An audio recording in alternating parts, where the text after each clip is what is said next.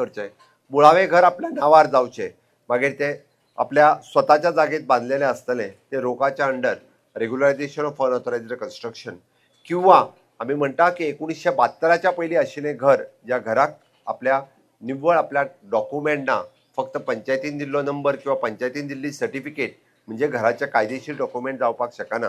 त्या घराक कायदेशीर करपा खातीर ताका कायदेशीर कागदपत्रां लागता। सरकारी जमनीत तेन्ना आलवारा आसतलो, मोकासो आसतलें, ह्या जमनीत तेन्ना बांदिल्लें घर आसतलें, कोमुनिदाद जमनीत बांदिल्लें घर आसतलें, पण तें घर हें आपल्या नांवार जावचें।